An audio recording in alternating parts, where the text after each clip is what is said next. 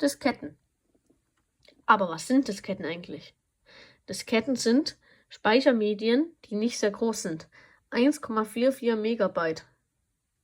Und sie speichern auf Magneten. Dadurch wird da drinnen diese Scheibe gedreht und auf Magneten gespeichert. Das ist aber heutzutage ein extremer Lärm.